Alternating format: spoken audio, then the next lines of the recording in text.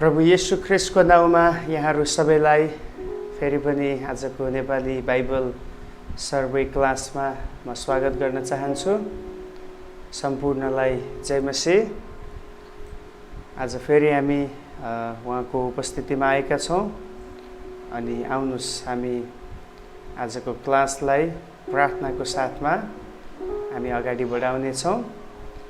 प्रभु हामी तपाईलाई धन्यवाद दिन्छौँ। तपाईँ परमेश्वर हाम्रो उद्धारक हुनुहुन्छ, हाम्रो निम्ति योजना बनाउनु हुने परमेश्वर हुनुहुन्छ र आफ्नो सन्देशद्वारा हामीलाई दिन प्रतिदिन आफ्नो मार्गमा बढ्नलाई, तपाईको सेवा गर्नलाई हामीलाई प्रकाशन दिने परमेश्वर हुनुहुन्छ।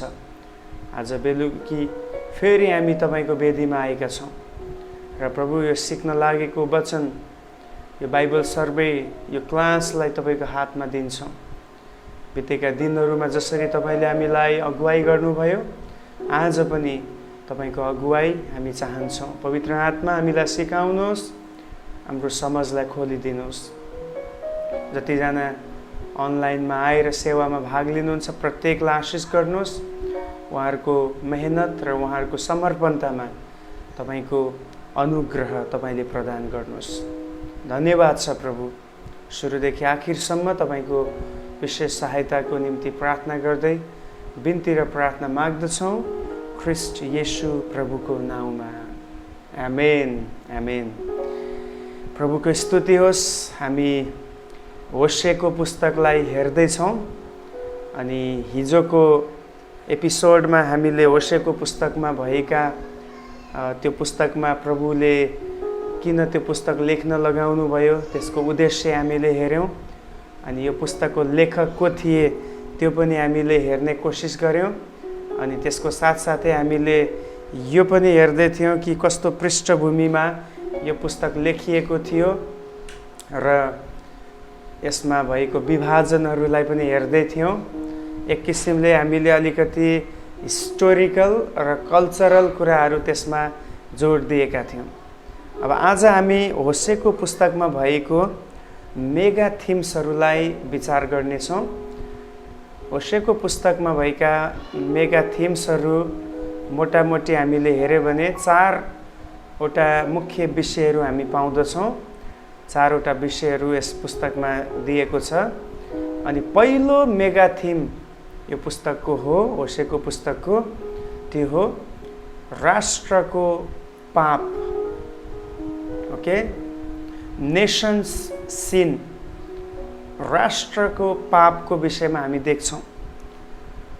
यहाँ चाहिँ ड्रामाटिकल्ली, नाटकीय रूपमा होशे र उनको पत्नीद्वारा दिएको सन्देश चाहिँ परमेश्वर र उत्तरी इजरायलका मानिसहरूको बीचलाई देखाउने, प्रदर्शन गर्ने एउटा घटना र कहानी नाटकीय रूपमा हामी देख्छौँ।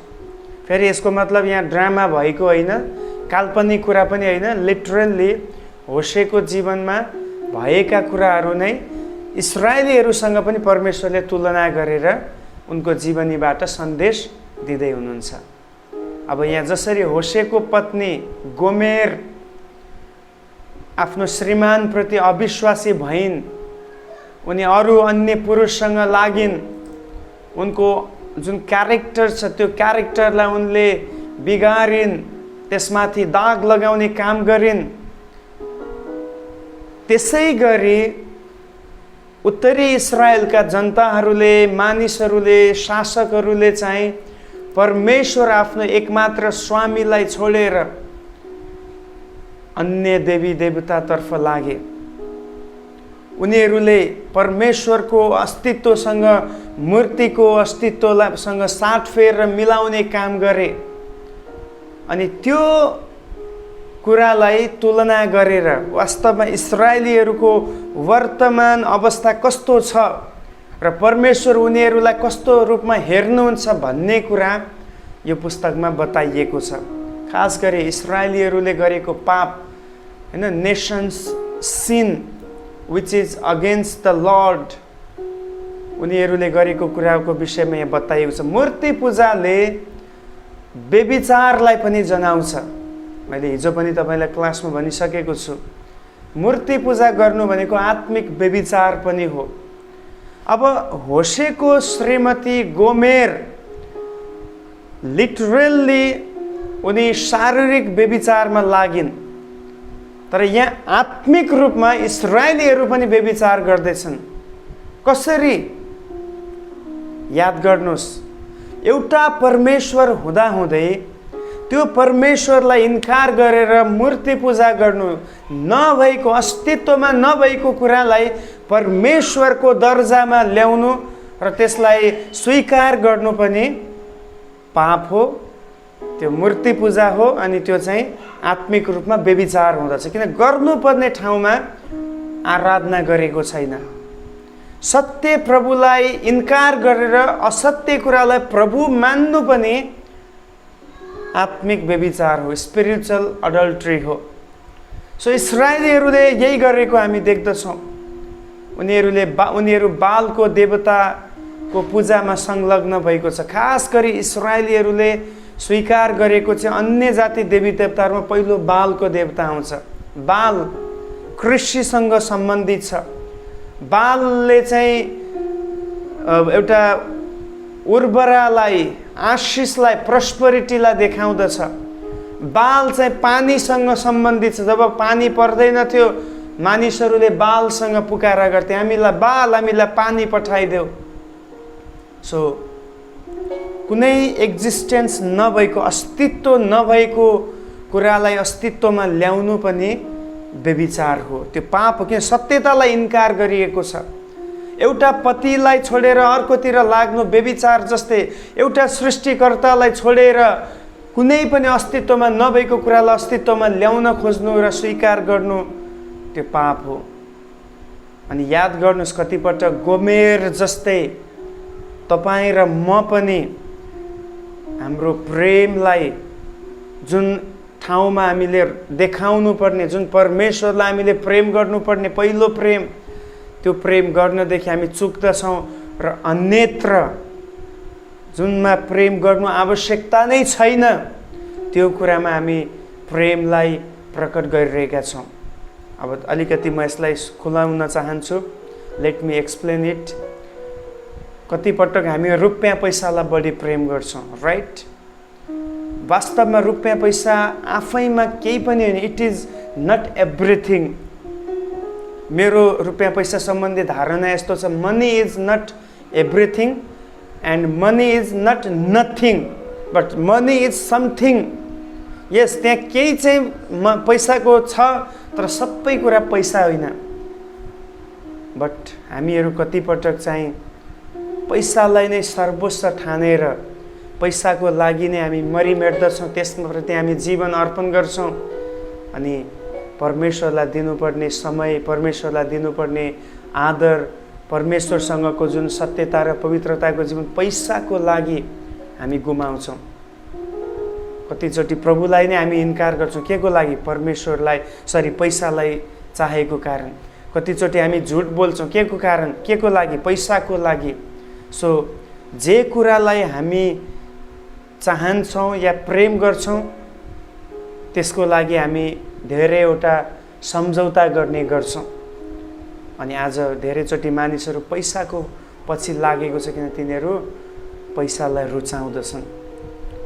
सम्बन्धका कुराहरूलाई हामी कतिचोटि स्थायित्वमा ल्याउँदछौँ। सम्बन्ध परमेश्वरलाई राख्नुपर्ने भन्दा पनि अझ माथि हामीले कतिवटा सम्बन्धलाई हामीले बनाएर राखेका छौँ।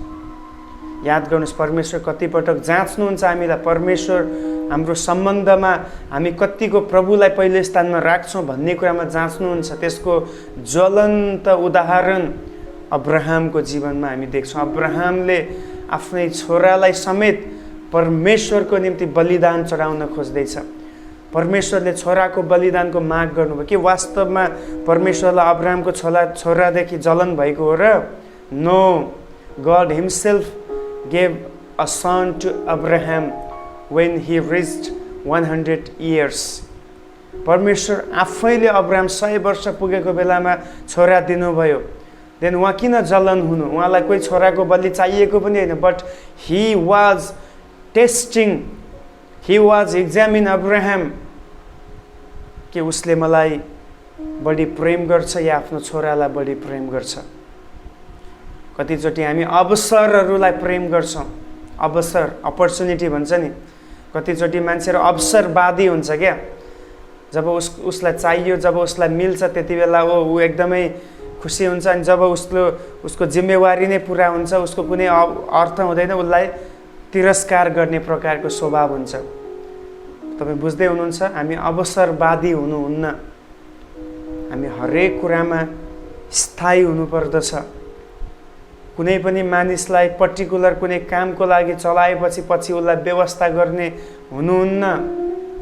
चाहे हाम्रो भलाइ होस् या हाम्रो नोक्सान होस्, हामीले जहिले पनि समानतामा एकअर्कासँग व्यवहार गर्नुपर्छ। अवसरवादीहरू साह्रै स्वार्थी हुने गर्छन्। उनीहरूको मतलब पुरा भएपछि दे फर्गेट एभ्रिथिङ। ओके, अनि कतिचोटि हामी हाम्रो परिचयलाई प्रेम गर्ने गर्छौँ। हो कि न? भन्नुहोस् त, परिचय। मलाई सबैले चिनोस्, मेरो नाम होस्, सबैले मलाई आदर गरोस्, सबैको म प्यारो हुन सकौँ। अनि त्यसैको लागि हामी मरिमेट्दछौँ। त्यसको लागि झुट बोल्न पनि तयार, त्यसको लागि जे पनि गर्न हामी तयार हुन्छौँ। के को लागि? आफ्नो आइडेन्टिटीको लाई हामी चाहन्छौँ। याद गर्नुहोस्, सबै कुरा गलत छैन। पैसा पनि गलत छैन, यो आफ्नो ठाउँमा सही छ। सम्बन्ध पनि आफ्नो ठाउँमा सही छ। परिचय पनि हाम्रो हुनुपर्छ। हाम्रो अवसरहरू पनि हामीले पाउनुपर्छ, अरूलाई दिनुपर्छ। हामीले खुसी मनाउने कुराहरू पनि छन्। तर याद गर्नुहोस्, यो सबै कुरामा यदि यिनीहरूलाई मात्रै हामी प्रेम गरेर प्रेम गर्नुपर्ने सृष्टिकर्तालाई भुल्यौँ भने that is also an adultery. त्यो पनि व्यभिचार हुन पुग्दछ। क्या आज हामी परमेश्वरप्रति विश्वासयोग्य भई ठिक ठाउँमा, ठिक जग्गामा हामी प्रेम प्रकट गर्न सकेका छौँ? यो धेरै ठुलो क्वेश्चन मार्क हो हाम्रो लागि। A big question for us is, do we able to love, to show, to manifest our genuine love toward God? क्या आज हामी हाम्रो परमेश्वर प्रति हाम्रो हृदयको साँचो प्रेम हामीले के उहाँलाई डेमोन्स्ट्रेट गर्न, उहाँलाई प्रकट गर्न सकेका छौँ? That is a very big question for us. Just think about it. While we are learning the Word of God, my prayer is, let us grow to love our Heavenly Father. हाम्रो प्रभुलाई प्रेम गर्ने कुरामा हामी बढ्न सकौँ। The more we understand the Word of God, the more we will love our God. हालेलुया। जति हामी परमेश्वरको वचनलाई बुझ्दछौँ, त्यसको उद्देश्य चाहिँ त्यति नै हामी उहाँलाई पनि प्रेम गर्न सकौँ। And that is my prayer, that is my aim to each everyone, that they may able to love their God more and more in day-to-day's life. So second theme, होशेको पुस्तकमा हामी देख्छौँ परमेश्वरको न्यायको विषयमा हामी देख्छौँ। ओके, परमेश्वरको न्यायको विषयमा होशेले इस्राएलीहरू र यहुदाका मानिसहरूलाई पनि चेतावनी दिँदैछन्। अब यहाँनिर हामी देख्छौँ हैन, रूपरेखामा पनि हामीले हेरेका थियौँ कि परमेश्वरले जुन होशेलाई यहाँ मेसेज दिन लगाउनु भयो, 4 अध्यायदेखि 14 अध्यायसम्म हामीले रूपरेखा पनि हेरेका थियौँ। त्यहाँ चाहिँ इस्राएलीहरूको पापलाई जनाइएको छ अनि उनीहरूमाथि परमेश्वरको दण्ड आउँछ भन्ने कुरा उनले भनेका छन्। अनि यसरी चाहिँ होशेले यो पुस्तकमा चाहिँ पाप गर्नेहरूमाथि परमेश्वरको क्रोध आउनेछ। They will see the wrath of God। परमेश्वरको क्रोधलाई उनीहरूले देख्नुपर्नेछ, किनभने उनीहरूले दिन प्रतिदिन परमेश्वरको करारलाई के गर्दैछन्? तोड्दैछन्। They are breaking the covenant which God created with them.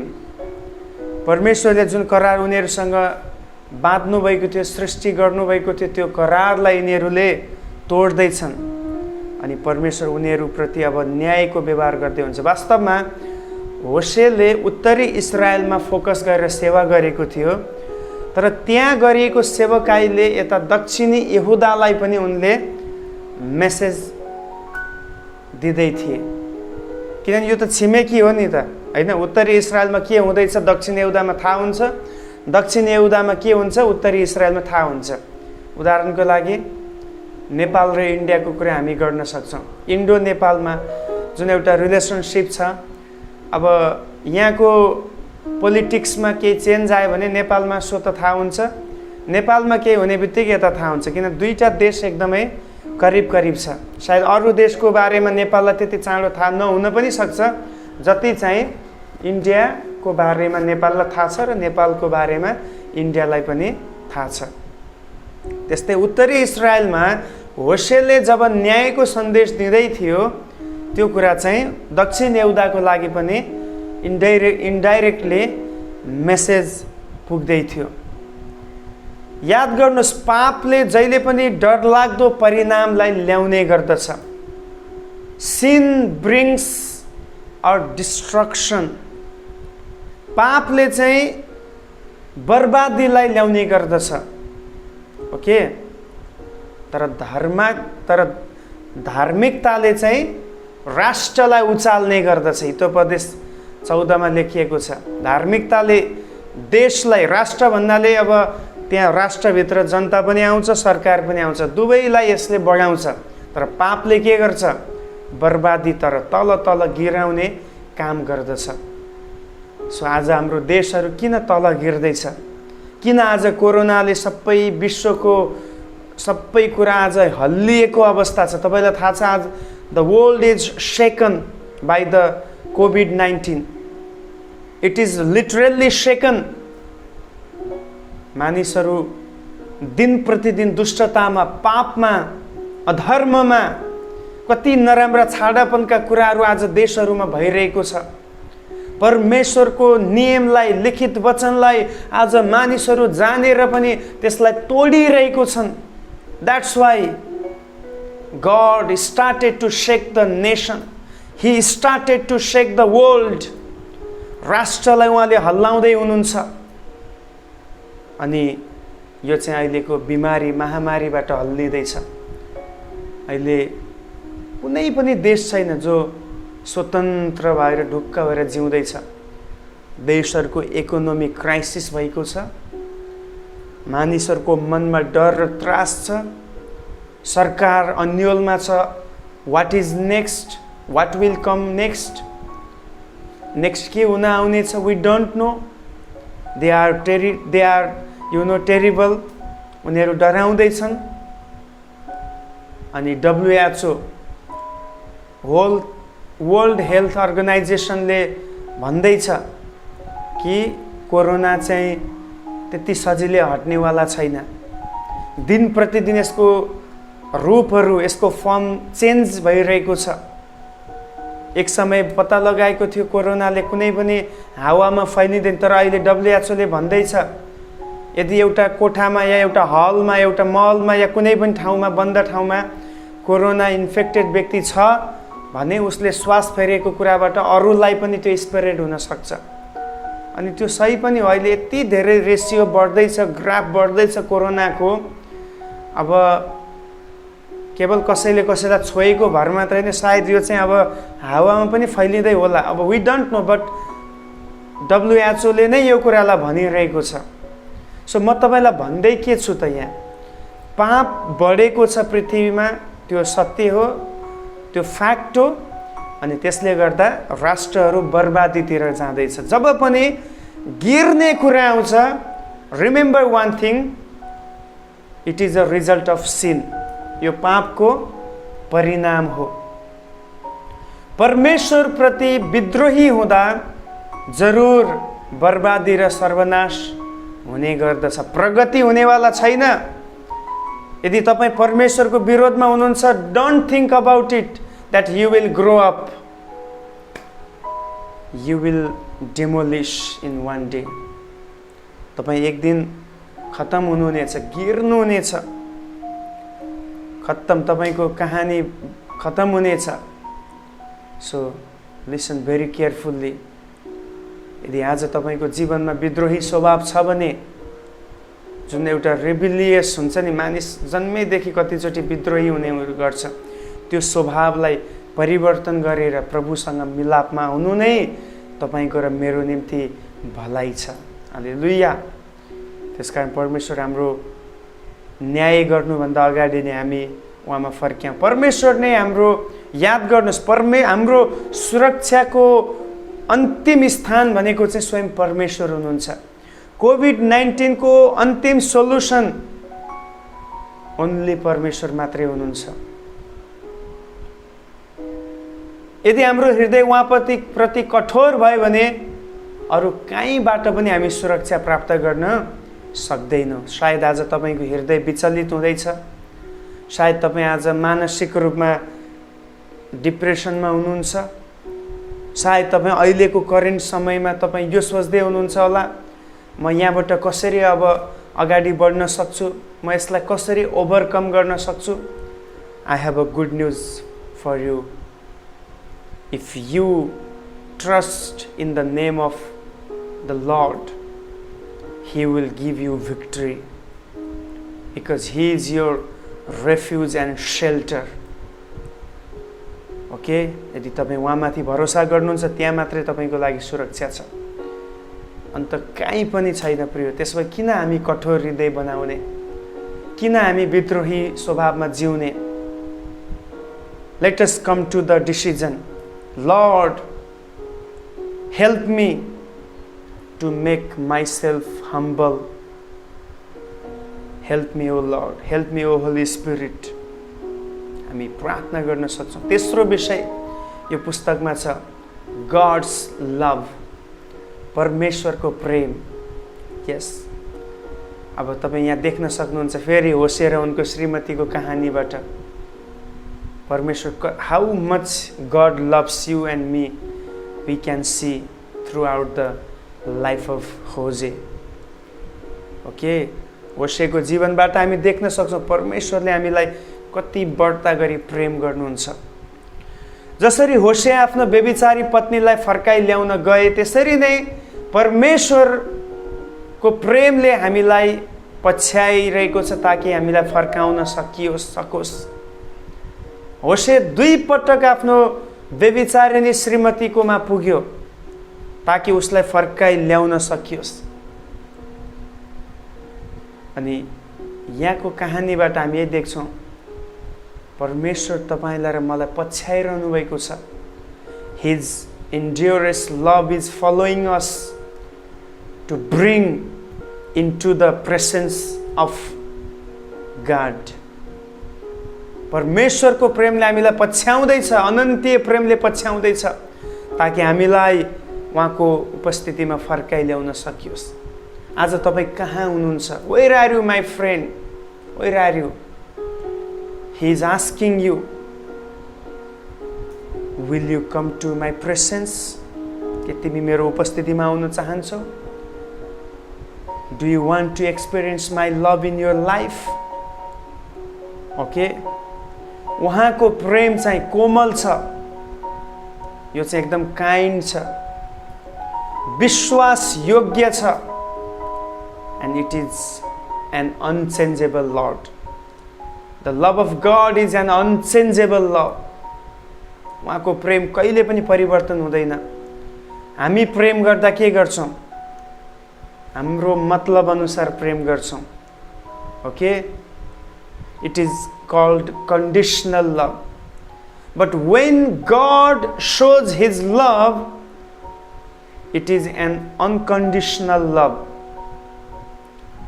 शर्त रहित उहाँ प्रेम गर्नुहुन्छ. But we do love each other with conditional. हामी शर्त राख्छौँ, यदि if you do this and that, then I will accept you, I will hug you, I will help you. Okay? There are so many conditions we are taking to show love each other. But God is not like us. He loves, without condition. अनि उहाँको प्रेम चाहिँ कहिले पनि नष्ट नहुने खालको छ. It is an eternal love. Are you happy to receive His love? उहाँको यस्तो कोमल, परिवर्तन नहुने, विश्वासयोग्य र कहिल्यै पनि खत्म नहुने, कहिले पनि बिलाएर नजाने यो प्रेम पाउँदा तपाई खुसी हुनुहुन्छ? If you are happy, then just simply type, Amen, I am happy with the love of Christ. Yes, म खुसी छु प्रभुको प्रेममा भनेर तपाईले एक लाइन लेख्न सक्नुहुन्छ. ओके, तपाईको हृदयको ग्र्याटिट्युडलाई तपाई एक लाइन कमेन्ट लेखेर तपाई बताउन सक्नुहुन्छ. Yes, I am happy. Yes, I am satisfied. म सन्तुष्ट छु, म खुसी छु, म आनन्दित छु प्रभुको प्रेममा. Let me see how many people are happy. Just I want to see your comment, okay? के तपाई परमेश्वर प्रति अविश्वासी भई उहाँलाई भुल्नु भएको त छैन? याद गर्नुस्, गोमेरको कहानी याद गर्नुस्. गोमेर आफ्नो बुढाको प्रेमलाई, साँचो प्रेमलाई लत्याएर उनी अविश्वासी भइन्. अनि आज परमेश्वरले हेर्नु हुँदाखेरि तपाई र म कतै अविश्वासी त भएका छैनौं. संसारको कुनै पनि सफलताले, याद गर्नुस्, हामीलाई परमेश्वरलाई प्रेम गर्नदेखि नरोकेको होस्. धेरै पटक हामीलाई परमेश्वरलाई प्रेम गर्नदेखि रोक्ने कुरा चाहिँ हाम्रो फेलियर छैन, हाम्रो सक्सेसको कुराहरू हो. Listen very carefully. हाम्रो फेलियरमा सायद हामी प्रभुमा शरण पर्छौं होला, तर जब हामी सफल हुँदै जान्छौं कतिचोटि त्यसले हामीलाई प्रभुलाई अझ प्रेम गर्नलाई के गर्ने गर्छ? रोक्ने गर्दछ. Yes, it blocks us to show genuine love. याद गर्नुस्, आज तपाईमा भएको सफलता, तपाईमा भएको सुन्दरता, तपाईमा भएको परिपक्वता, तपाईमा भएको प्रमोशनका कुराहरू, तपाईको जब, तपाईको घर, तपाईको छोराछोरी, तपाईको बस्ने ठाउँ, तपाईको खानेकुरा, तपाईको बैंक ब्यालेन्स, तपाईको जग्गा जमिन, तपाईको साधन, तपाईको चीजबीज, सबै कुराहरू you received from the Lord. So when you receive these all kinds of blessings, you have to love more your God. तपाई जब यी सबै कुराहरूलाई प्राप्त गर्नुहुन्छ, अझ बढी तपाईले परमेश्वरलाई प्रेम गर्न सिक्नुपर्छ. तर दुःखको कुरा, जब हामी यी सबै कुरा पाउँछौं, परमेश्वरलाई प्रेम गर्ने भुल्छौं. हामी फेरि यी कुराहरूलाई प्रेम गर्न थाल्छौं. पैसालाई प्रेम, घरलाई प्रेम, छोराछोरीलाई प्रेम, अनि अन्य कुरालाई प्रेम. फेरि कति अचम्मको कुरा छ. परमेश्वरले हामीलाई हाम्रो जीवनचर्याको लागि दिनुभएको कुरालाई प्रेम गरेर किन हामी अल्मलिँदै छौं? यदि हामीलाई दिएको कुरालाई हामीले प्रेम गर्यौं भने हामीबाट त्यो खोसिने छ. अनि त्यति बेला के गर्नुहुन्छ? तपाईको मन टुट्ने छ, तपाई धोकामा पर्नुहुनेछ. जुन कुरासँग तपाईको अट्याचमेन्ट छ, मानिलिनुस् त्यो कुरा तपाईबाट खोसियो भने के गर्नुहुन्छ? यो संसारमा तपाईसँग भएका कुनै पनि कुरा स्थायी छैन. तपाईसँग आज छ, भोलि जान सक्छ. सो यति धेरै अट्याचमेन्ट यो कुराहरुसँग नराख्नुहोस्. यसले तपाईलाई तोड्ने छ भविष्यमा. But let me tell you a good news. And good news is, if you love your God, then you will never regret anymore. तपाई कहिल्यै पनि पछुतो गर्नुपर्ने छैन यदि तपाई परमेश्वरलाई प्रेम गर्नुहुन्छ. हालेलुया. कतिजना बुझ्दै हुनुहुन्छ मलाई थाहा छैन मेरो कुरा. यदि तपाई परमेश्वरलाई प्रेम गर्नुहुन्छ भने तपाई कहिल्यै धोका पाउनु हुने छैन. कहिल्यै धोका प्रभु दिनुहुन्न. तर यदि चीजलाई आज प्रेम गर्दै हुनुहुन्छ, प्रभुले दिएको आशीषलाई प्रेम गर्दै हुनुहुन्छ भने तपाई धोकामा पर्नुहुन्छ, किन यो सबै एक दिन नाश भएर जानेछ. So my question is, do you love your God? God loves you unconditionally, But do you able to love your God? Listen very carefully. चौथो मूल विषय छ रेस्टोरेसन, पुनर्स्थापना, रेस्टोरेसन। जे भए पनि पश्चाताप गरेमा परमेश्वरले आफ्नो मानिसहरूलाई अनुशासन सिकाएपछि उत्साह दिएर फेरि उनीहरूलाई स्थापित गर्नुहुन्छ, पुनः स्थापित गर्नुहुन्छ।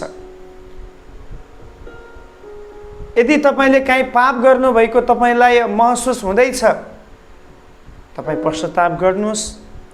प्रभुले केही त तपाईलाई अनुशासन सिकाउनुहुन्छ जरुर, किन गल्ती गरेको छ नि त। त्यो गल्तीबाट त अलिकति सजाय त पाउनु पर्यो नि। तपाईले गल्ती गरेको कारण, मैले गल्ती गरेको कारण प्रभुले आफ्नै पुत्रलाई क्रुसमा मर्न दिनुभयो भने अब हामी गल्ती गर्दा के उहाँ फेरि चुप्प लागेर बस्नु होला र?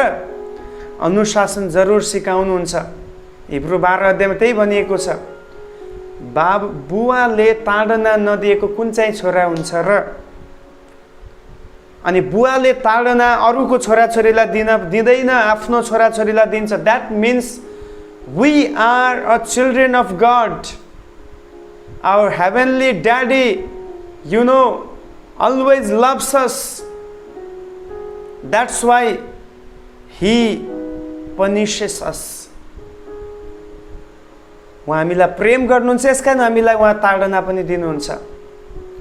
अनि उहाँले ताडना दिनु भनेको हामीलाई फेरि पुनर्स्थापित गर्नको लागि। रिमेम्बर, यदि परमेश्वरले ताडना दिन बन्द गर्नुभयो भने तपाईँ जिन्दगीमा कहिले उठ्न सक्नुहुन्न। You will never rise up again. तपाईँ जहीँको त्यहीँ बस्नुहुन्छ, त्यहाँबाट तपाईँ पतित हुनुहुन्छ। एक दिन तपाईँको नाम निशाना मेटिन्छ। बट आज धन्यवाद दिनुहोस् यदि तपाईँलाई प्रभुले ताडना दिँदै हुनुहुन्छ भने। हालेलुया। साँचो पश्चातापले नयाँ मार्ग खोल्ने गर्दछ। The true repentance opens the new gate. Hallelujah. यदि तपाईँ साँचो पश्चाताप गर्नुहुन्छ भने त्यसले तपाईँको लागि नयाँ गेटलाई खोलिदिन्छ। कुन गेट? प्रभुको तर्फ बढ्ने गेट, आत्मिक जीवनमा अगाडि बढ्ने गेट। यस, पश्चाताप मात्रै यस्तो एउटा माध्यम हो जसले हाम्रो बन्द भएको आत्मिक ढोकाहरूलाई खोल्ने गर्दछ, स्वर्गको ढोकालाई खोल्ने गर्दछ र हामी प्रभुको उपस्थितिमा बढ्न सक्नेछौँ। हालेलुया। त्यसकारण परमेश्वर आज पनि क्षमा दिन र पुनर्स्थापन गर्न तयार हुनुहुन्छ। एक साइडमा क्षमा, अर्को साइडमा पुनर्स्थापन। But remember, those who repent their sins, जसले आफ्नो पापलाई स्वीकार गर्छ, पश्चाताप गर्छ, उसले क्षमा पनि पाउँछ, ऊ पुनर्स्थापित पनि हुनेछ। जुन महिमाबाट गिरेको छ फेरि त्यहाँ ऊ सेटल हुन्छ।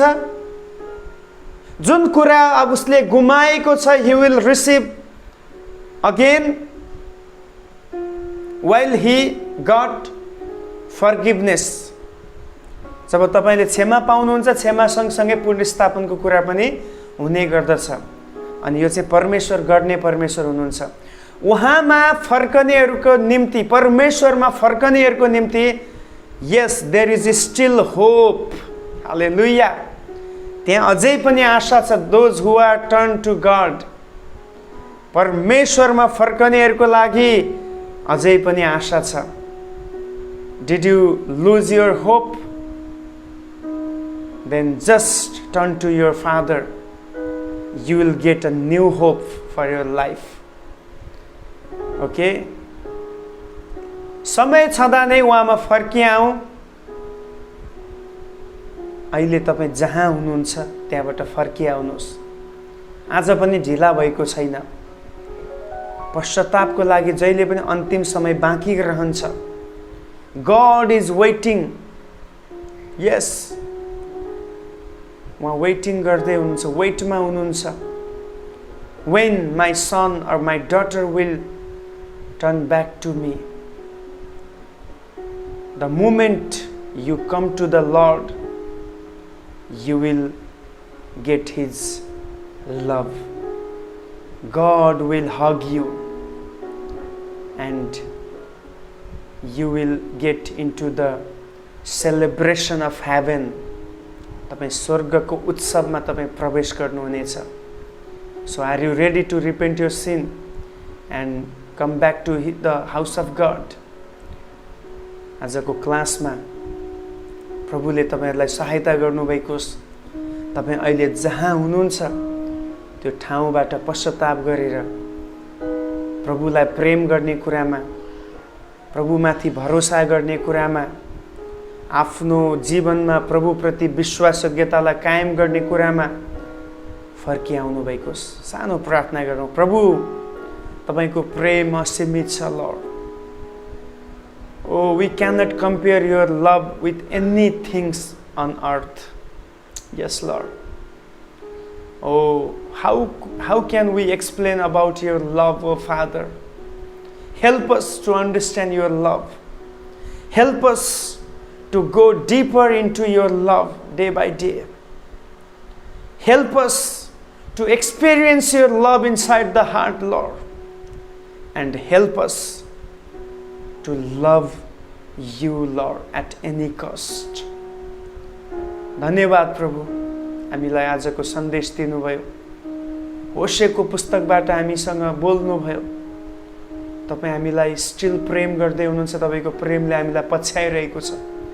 कति पटक हामी तपाईको प्रेमदेखि भागेका छौं। Lord, just forgive us.